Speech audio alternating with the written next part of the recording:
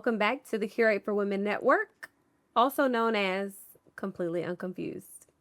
Today we are sitting with the lovely Miss Donna Saurage. How are you, Miss Donna? I'm doing great today. How are you, Victoria? I'm doing wonderful. Good. I'm so excited to have you here. Well, I'm excited to be here. Yes. So Miss Donna has a life steeped in legacy. You see what I did there? You know, she has spent decades shaping her family, her community, and just giving back. And so I'm just so excited to have you with me today. Well, it's really excited to be invited to be with the famous Victoria Armstrong. Ooh. So Miss Donna received our Legacy Award this year at the Curate Conference, or last year at our last Curate Conference. And so I'm really inspired by the work that you do and just really who you are. So, but before we get started, we're going to start with the icebreaker, okay? Okay. Okay, so Miss Donna, I'm 34 years old. Okay. Okay, so when you were my age, what did you think that life would look like at your age? Well, I thought I would be, I'm almost 86. I was just going to be an old woman, probably gray hair, and not doing a whole lot, except, maybe some babysitting.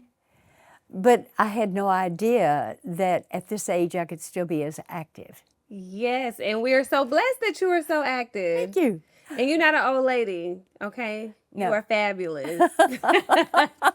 Still so young, so vibrant. I actually want to get started talking about your memoir. So thank you so much for bringing this by. You're welcome. I was able to get through a good bit of this, and so I'm so excited to share many things that I've read in this book. But what made you sit down and say it's time to write this? Well, actually, my husband had written the community coffee story. He wrote the first 95 years of the company before he died. And realizing that no one else knew that story but him. He was the last person alive that could tell about the beginning of the company and all he learned from his grandfather. And so then he started encouraging me, I bet 15 years ago. He said, Donna, write this down for your children, your grandchildren, your great-grandchildren, and just start writing down little memories, little stories. Well, after he died, I thought, I really need to do this. And so I just started writing down memories one at a time, and then finally put it into a book that I was able to gift to all of my grandchildren and great-grandchildren this past June. Oh, sweet. And now me. And now you. And you too, Victoria. I'm so excited about that. What was the most surprising part of writing this book? Did so many memories come up that you were just like, oh, I forgot about that? That's exactly what happens. And I encourage so many of my friends to do this. They said, well, I don't think I can remember everything. I said, you start writing about a memory and something else will pop up. That has been buried way deep back in that brain for a long time. And it was really a wonderful, almost a catharsis to do this. And because when I put it all together, I realized what a privileged it has been to be able to live this life, and how fortunate I was to live in the time that I did. I mean, times that I thought sometimes were hard. But what a wonderful story to tell my grandchildren. Were there any moments that you hesitated to share that you did put in the book? Yes. Yeah. Yes, but I thought, let's be honest about what's going on, about the feelings. Yes. You need to be honest, because we don't always think all happy thoughts. Yeah. Yeah. What do you hope that your grandchildren and that your children will take from this memoir? I'm really hoping that they can appreciate the story. Not me. This is not so much a story about me, but it's about my grandparents, my parents, my great-grandparents, and what really humble, strong, faith-filled, hard-working people they were. They came up during some really tough time. Yeah. And I want them to know that where they came from. Yeah. And I know I had a grandson who said, after reading it, he said, Grandma, course, he's always known me with community coffee and, Yeah. and you know, in a comfortable life. He said, I had no idea that you lived like that when you were a child. Yeah. Oh, and that is so interesting to give your grandkids a different perspective Right. of who you are. Yeah, and it did give him a different perspective. Oh, good. He saw me one way, and now he could see me through a larger lens. Which probably helps him to appreciate you more. I think so, and I hope it helps him appreciate how his life can change Yeah. so much. Yeah. If you could add one more chapter to this story, what would it be? Oh, one more chapter to this story. I haven't even thought about that, Victoria. I guess I would end it with a song of thanks. Yeah. Oh. Really, thanks to God for the grace that I have been given to be still here, upright and active at my age, because I've lost so many of my friends Yeah. who have not enjoyed the good health that I've had. Now, is there a way that anybody can get their hands on this book? Well, they can contact me because I self-published it. Okay. If they want it, I can. Is it for sale? Well, I'll sell it for what I pay for it. I'm not going to make anything on it. Oh, okay. For what it cost me, I would sell that book. Yes. I thought this was an excellent book. I thought this, well, first of all, I just want y'all to know that I had this book for 4 days, 5 days, 4 days, 4 days. Okay. All right. Not very long before.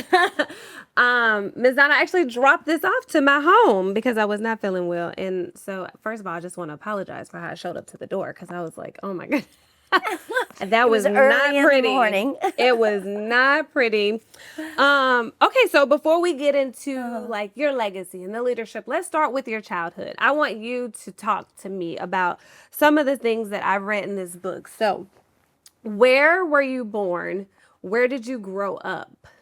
Okay, I am an Okie. I was born in Ada, Oklahoma, and my parents divorced before I was a year old, and I grew up with my grandparents in the country in the little town of Byng, Oklahoma, B-Y-N-G, about 7 miles north of Ada, which was not a large place. And this was a place that didn't even have a post office, but it had a 1st through 12th grade school.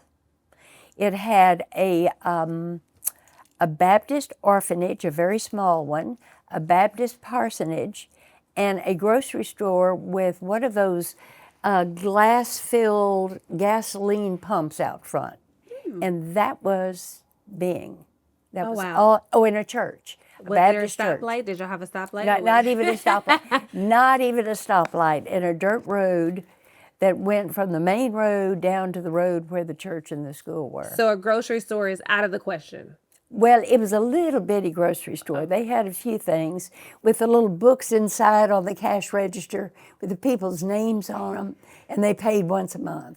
Oh, sweet. So were people like in that area, were they farmers? How did you all really get a lot of groceries? Were you growing your own food? Well, we grew our own food. Okay. During the war, we had a big garden, and we had a chicken yard. Okay. Because things were rationed and you really couldn't get meat and so many things. We'd go into town maybe every 2 weeks into Ada and pick up the big groceries.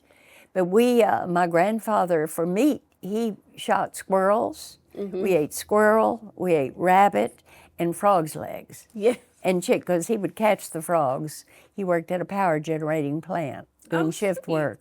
Okay. So there was a creek there and he would catch the frogs. So that's really the meat that we grew up on. Frog, you know what? Frog legs. Frog those are legs. good.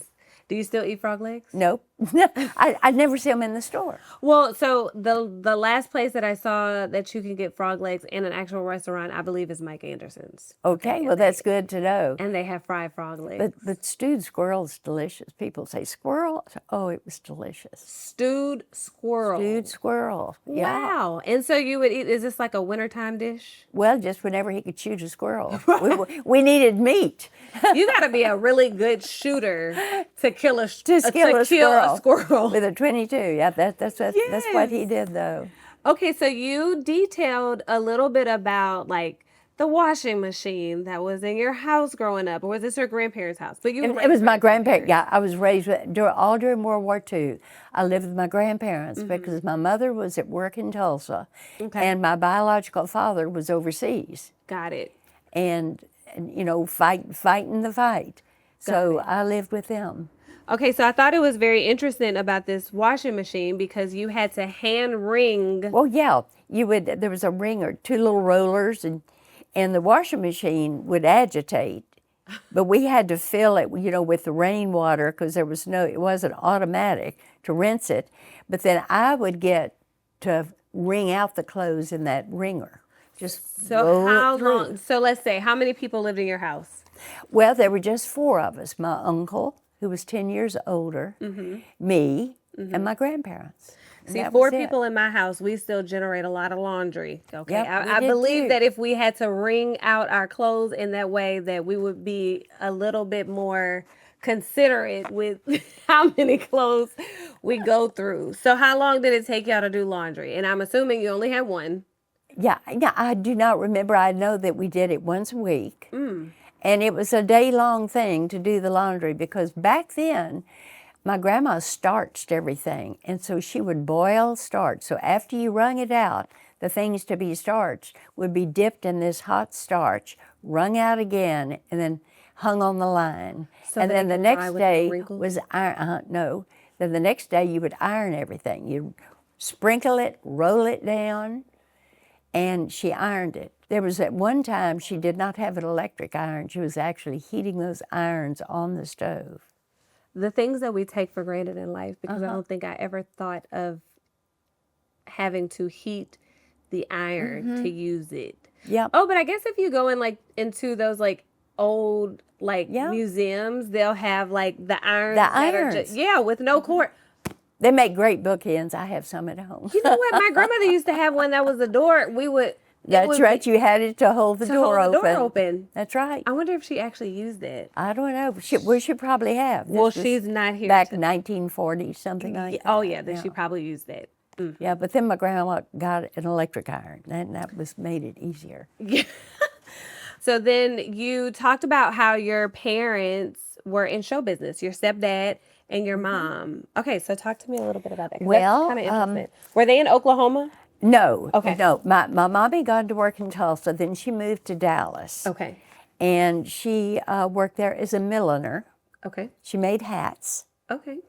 And then my stepfather, whom she ended up marrying, was a vaudeville actor in Chicago. He was from Mississippi, but he went to the Bush Conservatory in Chicago to study acting. He was in vaudeville, he was in theater, then he went to work for NBC, and then he ended up in Dallas managing the radio station there and met my mother. And they did live programming back then, which was so exciting. There wasn't much syndicated for radio. So my mother did children's shows. She was called the Story Lady. She would read stories on Sunday afternoon. And then they did some live programming of children's shows. And she even sang with Jimmy Durante. Oh. Yeah, he was there performing at WFAA Radio in Dallas. And I have a picture of her singing with Jimmy Durante. So your It's mom in is the book. famous at this point. That's right. And so then they continued to do theater in Dallas, in Amarillo, and even here in Baton Rouge. Dad he directed the Gridiron Show for several years because he came to work for WJBO Radio here in Baton Rouge. Did you enjoy that? What was that like for you? Did you end up I catching ended the up acting bug yourself? No, because I ended up in the theater during rehearsal doing my homework every Okay. night. And I decided I did not want to be an actress, but I did do television. I did direct a high school play at Baton Rouge High. I did, Oh, sweet. and I've done a lot of public speaking. So Okay. that did help me with that. So at what point did you decide, I'm going to take a different path? This is not going to be my path. Sitting in the theater late at night on a school night doing my homework, waiting for Mom and Dad to finish rehearsals. I Yes. thought, this is not the life for me. I don't love the Yes. theater that much. So how did you make your way to Louisiana? My dad got a job to set up a radio station in Amarillo, Texas. So we moved to Amarillo. Then he got a job at Lake Charles to head KPLC radio there. So we moved to Lake Charles. We were there for 5 months. Then he got a job with WJBO radio here. And that's what brought us here to Baton Rouge. Okay, so then that leads me into the fun part of this Oh, story. the fun part. Your love story. The love story. You wonder story. why these things happen, that you end up where you are. Yeah. I was so sad to move to Lake Charles from Amarillo. I had to leave my friends in junior high. I just hated it. And while I was there, though, I didn't know, but in my class, I was meeting the son of my future husband's best friends, because they had lived in Lake Charles. And it was through those people that told Norman to look me up when I moved to Baton Rouge when I was 15. And within a month, he called and he said, "Hello, I'm Norman Saurage. Dr. Warden gave me your number, and I want to invite you to the Soapbox Derby." And I said, "I can't go out with you. You haven't met my mother. You have to realize this is back in 1954. You just didn't go out with a boy who called you on the phone and said, 'Hey, I'm Norman Saurage. We'll go out.'" So a few weeks later, he knocked at our apartment door and he said, "Hi, I'm Norman Saurage. I'm here to meet your mother and ask you to the picture show." Is this okay? Phone books. Okay. Yeah. Because there's no Facebook. So Norman, how you get here? How did you get here? Well, I think he called WJBO radio to get the home number. But he found me. Oh, he was found determined. me. I was 15 and married 3 years later. Wow. Okay. A week out of high school, we got married. Okay. So you come to this town. And this man is like, "You got to meet my friend." Or no, he tells his friend, "There's this girl that you got to meet." And did he see a picture of you, or he just trusted No, his he just friend? trusted. Yeah. Okay, and then he shows up. And he shows up. And were you like immediately like, "Oh yeah, I'll go to Well, you"? this is an embarrassing thing that I did put. I know when we shut the door, because he said he'd come back in 2 hours to pick me up to go to the picture show. And my mom and I had been cleaning house. And two funny stories there. One, Mom said, "Well, what did you think of Norman?" I said, "Well, he looks like a Greek god." Come on, Greek guy. He was cute. He had crew cut blonde. He was so cute. And Norman said that he was with a friend, that when they walked away from our door, Norman asked the friend, "Well, what did you think about Donna?" He said, "Wow, did you see her mother?" Now remember, my mother had a TV show here. She was gorgeous. She had had me when she was 18. I was 15. She had bright red hair. She was quite dramatic. So the friend thought that my mother was the one. But No, sir. That was the beginning. Yeah. I love that. Okay, so you went to see the picture show. What movie did you see? Is that a movie? Oh, I don't remember. It was at the Paramount Theater. Oh, wow. The old Paramount Theater down on 3rd Street. And I have no idea what the movie was. Okay, so but y'all went to see a movie, and then he took you on a tour of Baton Rouge. Yes. He took you to LSU. He did. He showed me. Were you impressed? Or were you like, "I'm from Texas"?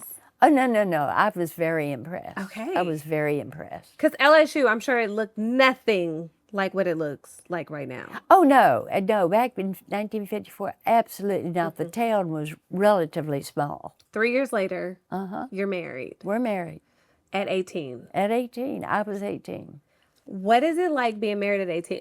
Because the times are very different. Very different. We did get married early, and I know I remember it was in January of that year, and we took his parents and my parents out to dinner. Oh. And of course, they were very, very worried, I'm sure. And we took them to dinner, and at the end of dinner, Norman says, "We've got something to tell you." Well, the look on their faces was like this. Oh my gosh. And I pulled out my hand, and Norman says, "We're going to get married in June." And they went, "Phew." And I didn't understand until years later Yeah. why they kind of accepted we were getting married and that there was not something else we were going to tell them. What did they think that you were going to say? That you were pregnant? Probably That you were going to that have I a was baby? going to have a baby. Oh, yeah. You say, Mom, we've got something we really need to tell Yeah. you. You know, you would kind of think, Yeah. I said, we're going to get married. Yeah. And, Was she excited? well, they weren't really excited. Yeah. We were so young. Yeah. Oh, I look back now, I mean, having 5 children and thinking of them at age 18. Yeah. Oh, my goodness, we were so young. But we knew. Yeah. We knew it was right. We were married 58 years before he died. Oh, wow. 10 years ago. That is beautiful. So it would be 68 years this year. And is that still your wedding band? Well, the wedding diamond he got me is the one right here in this, and it's a 1/4 carat, and it's what he could afford. I love that. And so I literally wore out my wedding band, Yeah. so he put it in there. I love that. Isn't Do that the sweet? other diamonds represent like your children or your grandchildren, or is it just I like this? ring? I liked it. He had it made for me and just had a little Beautiful. sparkles When put I in it. see you, I'm gonna make up a story. I'm gonna say that each one of those diamonds represent a child that you have. Well, that would mean I'd have 7 children. I only had 5. Okay, got it. Got it. Got it. Okay, so you kind of walked into a generational business with Yes. community coffee. Was that didn't even- intimidating for you? Well, not really. I didn't drink coffee when I came here when I was Okay. 15 years old. So I learned to drink it really quick. And I drink Well, I it feel black. like 15-year-olds today, that's new. 15-year-olds drinking coffee, that has to be new. Well, they do drink it now. Yeah, Oh, actually, definitely. we gave our children. I put coffee in their bottles. You know. Oh. They learned to drink coffee milk very, very Very young. early. Yeah, Okay. they did. Your They kids are did. not new to this. No, they're not. They're not new to this. But I didn't. It was a very small business back then. Community coffee was very small. There were other coffee companies here in Baton Rouge that were larger. Like what? Morning Treat. Morning Treat was a much larger company then, and of course they're not around anymore. So I started. You know, I got to meeting some of the people who worked for his dad. Yeah. And then we got married, and I worked for the company right after we got married. So I would have a job Okay. until I had my first child. So I got to know everyone in the company. And then Norman he always talked about the company. I think we had 80 employees total when we got wow. married. How many do you have now? Do you know? Over 1,000, yeah. So, you know, I've kind of grown up with the business. Yeah. And there weren't enough employees there to do everything, so I would do the sales meetings, I would do the planning for that just to help. So there was no pressure to fit into this. It was just No. like, this is my family. I just got to do it. You just do it. Yeah, I think when you're able to see a company at the scale that you guys are now, sometimes we can think that it has always looked like this, right? And so if this company looked like this back when you came into this family, I guess one would think it was during a time where women didn't have very many rights, right? They didn't have a huge voice or was allowed to kind of speak up in anything, but They were homemakers. gotcha. Yeah, and I was a homemaker all Yeah. the years my children were coming up. Most of the years, I stayed at home with them. We had one car. Yeah. Norman took it to work, and so and I was fortunate that I did not have to work outside the home. We were frugal, Yeah. and it was only later that I managed a hotel and that I did all of the things that I did. Yeah. But being a homemaker was all I ever wanted to be. Oh, I love that. I remembered even before we got married, I would write out Mrs. Norman Saurage III. And because back then we were all known by our husband's name. Yeah. When I got involved with the Junior League and River Road Recipes, the first River Road recipes, all of the recipes are by Mrs. And their husband's their name. husband's name. Wow. In River Road 2, we finally put the woman's name. They Oh, would look say at us. Donna Saurage instead of Mrs. Norman Saurage. So is the second recipe book yours? No, but I was chair when it was published helped put it together and do all the testing for River Road too. That is very interesting. Yeah. You know, because I'm a member of Junior League too. And so whenever we learn about River Road's recipes, I feel like River Road's recipes is Junior League. It's Well, it is. It is. Yeah. And so when you talk about like the recipes that went in it and where they came from, and so the women who started this book with you, how many of them are you still friends with? All of them that are still alive. That's what it, really. Yeah. It took up without computers, without it. We're using tissue paper to make duplicates from. It was all done by hand. I actually did the index of River Road 2 on cards, like Grandma's hamburger casserole. Okay, that would be ground beef casserole and a G. It needed to be under Grandma. Miss Donna. And that's how the index was done. I would love, love, love, love to see that book today. Does that still exist? Oh, it does. With the cards, with the hand. Oh, the cards. Okay, I don't have the cards anymore. I finally threw those away. Oh, no. I bet if you knew that River Road's recipe would be what it is now, you probably would have kept that, huh? It really makes you want to keep like the simplest things. It does. When you think about a recipe book, I'm like, it started literally like that. You're writing out recipes. River Road recipes. River Road 1 was written before I became in the Junior League. Okay. And it was meant to be a fundraiser. And the story is that the ladies who wanted in the Junior League, they went to their advisors, who were men. And the man says, no way this will ever work. You all know nothing about business. You know nothing about writing a book or shipping it out. It will never work. Well, they decided to do it anyway, and it was a big hit.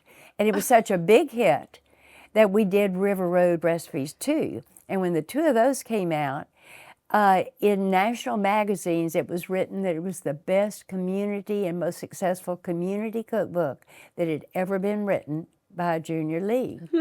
And so there was, our magazine was a TV show that originated Gary Collins in our magazine in California, and we were invited to come and cook.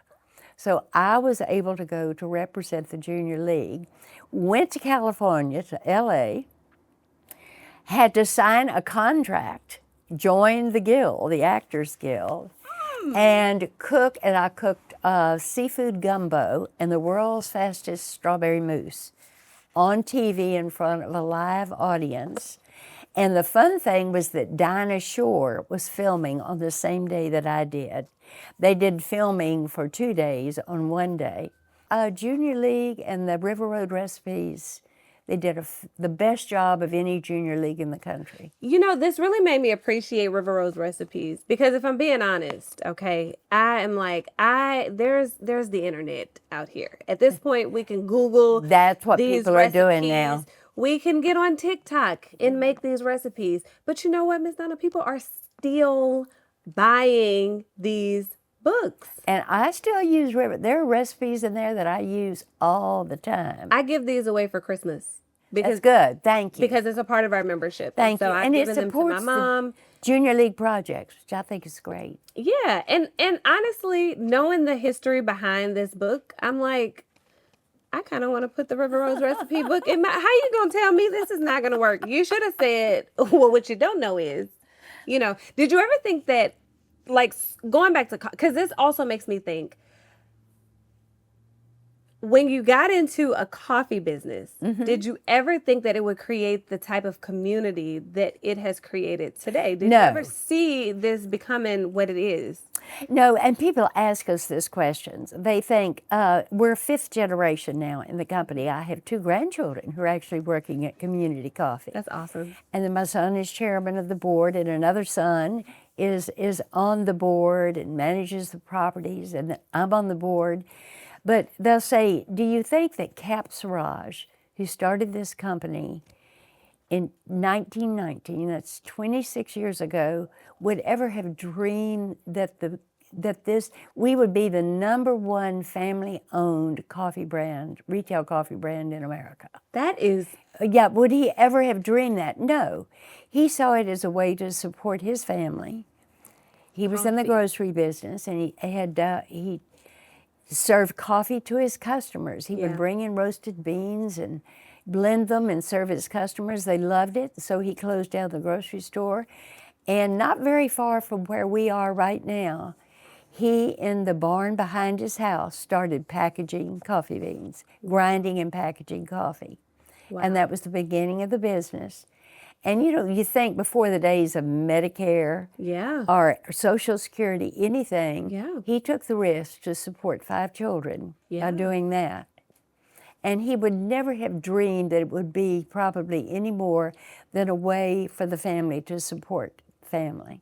Yes. I mean, when you think of coffee, I think the first thing that comes to people's mind is community coffee. Good. Remember That's what I this want you song? to think of. Yes. Yeah. I mean, that is beautiful. I don't think that I knew before meeting you, seriously, that community coffee was local to us, which I'm like, that is so cool. It is. Y'all made It us started cool. right here. Y'all made us cool. And let me tell you, coffee is like one of those, it's like water to our bodies. We need it. It's not, the day is not happening. And Without coffee. interestingly, we say why one reason I think community coffee has survived so long is that when he first started roasting the coffee, our area likes a little darker roasted coffee than the Why do you rest of think the that's- country. that is so? Well, it's the French influence. Oh, okay. And the coffee and cookery, it's the darker roast. So we always said we had the good coffee before good coffee was cool. Yeah. And we've always used good beans. We've never scrimped on that. Always used the Arabica, not the Robusta. We're very careful about that. And so as other companies started emulating us, they started doing a little darker roast. So we were there first. Trailblazers. Trailblazers. And actually the name community, when Cap Saurage needed a brand name for his coffee, he needed to stamp something on that brown paper bag. He was so grateful for his community of friends and customers that he really named it after them. So we want to bring joy to any community where we are with the best coffee possible to make, and then to support those communities in any way we can, because we're really big on supporting our schools. We're really big on supporting the families of the military. Yeah. And then also our heroes Yeah. in disaster relief, police, firemen, Salvation Army, Yeah. those who are out there when disaster strikes. Yeah. So we become a part of a community wherever we are. And coffee is such a universal language. Like, at what point did y'all realize, like, this is bigger than coffee? This literally, it's like he was grateful for his community, but this coffee has created communities. It has, and I think that coffee is something that brings people together. You have a cup of coffee together. Yeah. It's a way of bonding. It's Yeah. just one. It's almost like a ritual. And it's no pressure. It's like, And if I it's want to no meet pressure. somebody, We're we're going to do it over coffee. Yeah, you do. Yeah. Or it's something that it's a real pleasure you provide for yourself. Is a good cup of coffee. When you're feeling low, you want to get a little cup of coffee and you feel better. Yeah. And so, Miss Donna, you're from the old school, so I'm assuming that you still like your coffee hot. I drink my coffee hot. Okay. And but the younger generations, they really like their I drink cold it ice coffee. cold. Yes. You know why? 'Cause I Why? don't Tell wanna- me. And burn my Okay. tongue. It's like I'm trying to wake up. And isn't that the point of coffee? Like, to get you up? But it's interesting because after I have dinner, I'll have a hot have a cup hot of cup of decaf coffee just because I want the taste of coffee. I just don't want to be up until 4 a.m. And it's very easy to pick up cold coffee too. You can pick it up already bottled, already has the cream in it, the sugar in it, if that's the way you like it. And more, instead of waiting to brew and to drink at home, you're going to pick it up on your way to work. something just dawned on me. First of all, people always tease us. They're like, this is the microwave generation. You want everything fast. And so, I mean, it's like, I want to drink my coffee right now. I don't have time to like blow this and get it warm enough so that it doesn't kill my taste buds. Yeah. But I'm like, well, the older generation, you guys can appreciate that because your whole life is patience.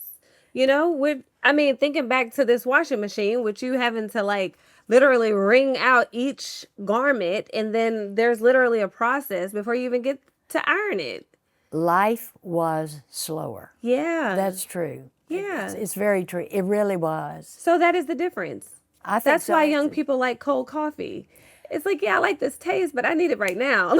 That could have a lot to do with it. I don't know why, but I know the flavor. They like the flavor of the cold coffee. That's how they want it. But most who drink it cold also drink it hot. Yeah.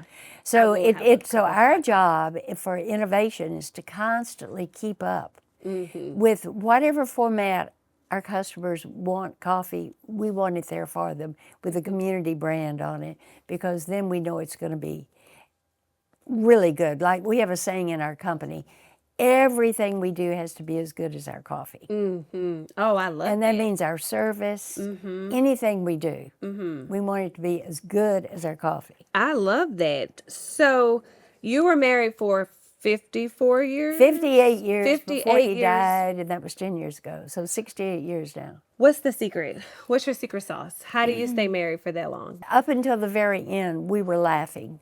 We had a good time together. We were good friends. We were very different. But he championed me and what I could do, and I championed him and what he could do.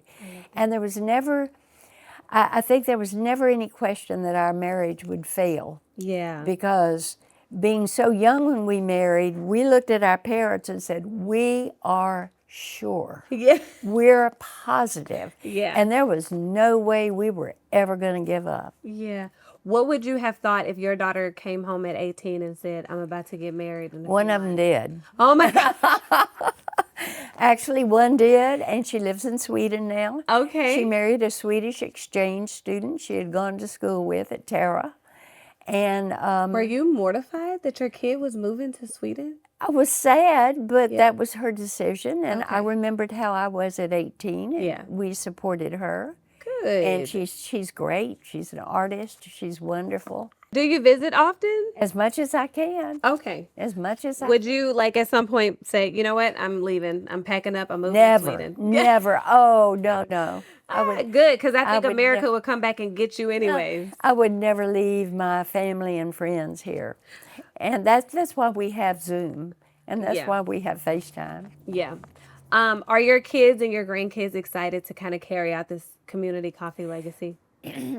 As shareholders, they understand the value of being an interested and caring shareholder. We have never demanded that any children go into the business. Got it. I think that's the worst thing you can do, is to make someone come into the business. And so we've always told them that whatever you want to do in life, go out there and do, and we will help you succeed. If you wish to join the business, you're going to have to earn your way. Yeah. You're going to have to come with a skill. Just like anybody else. Just like anybody else. They got to come with their resume? Absolutely. if your name is Saurage, you're probably going to have it tougher than anyone else. Because there's going to be more expected of you. Yeah. Yeah. Because he's their great grandfather? That's right. So yeah, your great grandfather was packing coffee beans in a brown paper bag. Okay, that started where we are right now. That is such a beautiful legacy. That's such a beautiful story. So I'm delighted that there are some who are Yeah. and there's another one that's interested too. So Yeah. that's great. Good. I love how you are as a mom. I would be freaked out if Cecilia told me that she was moving to Sweden. But, there's also something to just learn from you to say, like, I trust that you can make good decisions for yourself. I trust that, I don't know. Well, she was an adult. Yeah. And that was a decision she made. Yeah. She was going to go with my blessing or not. Or not. So I said, then you get married before you go. Yeah. So they got married here. Good. But that's back when long distance calls were very expensive. Oh, yeah. 1977. Oh, yeah. Very expensive. I feel like So- local calls were very expensive. So my husband said, we would call each other long distance. He said, all you do is cry for the first 10 minutes. And all I can see is all that money. He said, why don't you just talk? Yeah. I know. It's like, I want to hear you. All this money I'm spending to talk to Yeah, you. we would get on the phone and just cry. But then all is well. I love that. So as a wife, mom, partner in this business, how do you balance all of that? Especially wanting to be a homemaker. When business started to be like, okay, this is serious business. How do you balance being a wife and a mom? You need the balance. That's the first thing I do have to say. Yeah. I had the privilege of being a homemaker when Norman was in the business. Okay. And it was really only after our children were grown Got it. that I had the opportunity to become more involved with the business. But I still think there's a balance in life. Yeah. I'm not dressed to go to work as I'm talking to you today. Yeah. Because our balance in life is to have fun too. Yeah. You've got to have fun. You've got to love the business and love what you do, Yeah. and have plenty of time for your children and grandchildren. Yeah. So it's something I guess you battle every day, Victoria. Yeah. Yes. I mean, you're doing this. You have family. You have business. You have these different lives or these different hats you wear. Yeah. And just balancing when is the right time to wear each one, to where you're not shorting your husband, Yeah. your children, or yourself. Yeah. But the thing is, Miss Donna, I don't know if I understand balance. I'm trying. Well, you're only trying. 34 years Yeah. old. You're Yeah. still young. I think that balance to me, at least in my life, sounds like a myth. It sounds like, you have to pick the things that you're going to prioritize and then try your best to navigate that so that everybody feels seen, heard, valued. I mean, like, honestly, I go through seasons, and I feel like women are like this in general, right? Like, I feel like I go through seasons where I am not the priority right now. And for the things that I am called to do to really be successful, I feel like I can't be the priority. My children have to be the priority. I think about like when my son Rossi was a baby. I was, like the bright clothes that people see me in. There was a time where the people who knew me in that season had never seen me in a pink shirt. They would never see me in colorful, flowy pants. Because I can't even think about what I have on. I can't even think about my health because I have a son who's like, and I was not a homemaker. I was still working. I was still, and, by choice. But I ended up going back to college when, after I had Rossi. And I was still working, and I was just like, these things are the focus. I'm going to throw me away. But then I threw me away for so long that I knew it's time for you to focus on yourself. And then I got to focusing on myself a lot more, which helped me to balance my marriage better. And I'm like, oh, if I like myself better, then I guess my husband will like me too. Or like me Victoria, more. I just want to say this. Anyone who's watching this today, listen to what Victoria just said. Yeah. That is the answer. Yeah. You've got it, girl. I mean, that's amazing what you just said. Yeah. Because you have to make time for yourself. Yeah. But you're definitely pulled different ways. I think with women too, we worry about what others think about us. Yes. Does our mother-in-law approve of what we're doing? Yeah. Does my sister, my friend approve? Yeah.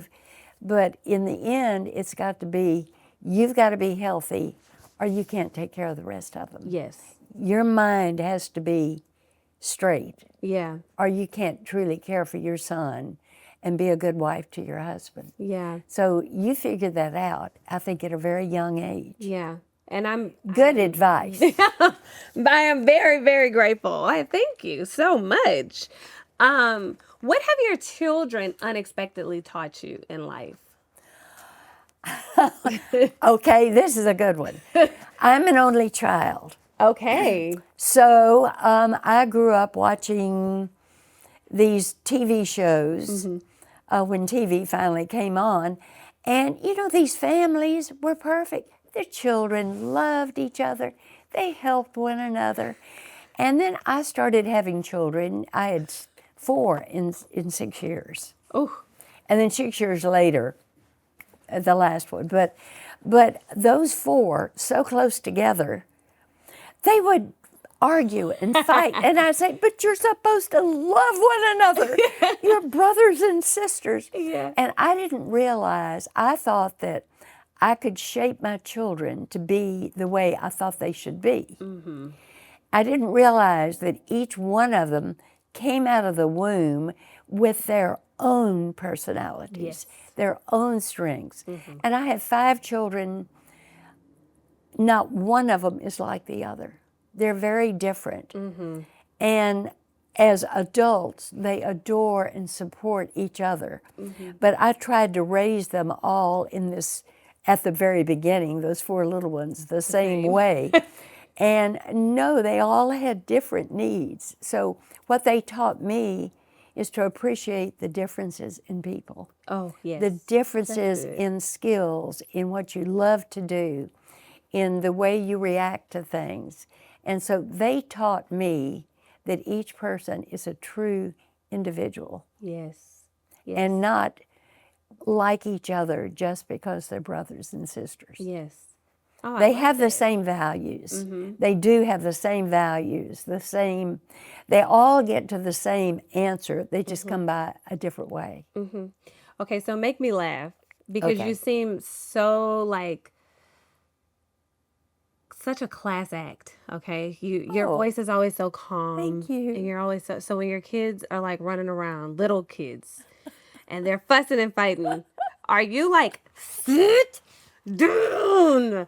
Because I can't even picture you yelling or raising your voice. Well, I'll tell you a true instance. This was with my oldest daughter.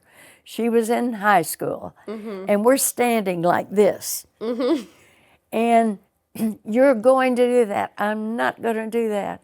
And finally, I said, quit yelling. She said, but Mom, you're yelling at me. Well, I stopped. I mean, I like deer in the headlights. You're right. Because you're right. I'm yelling at you. Of course you're yelling at me.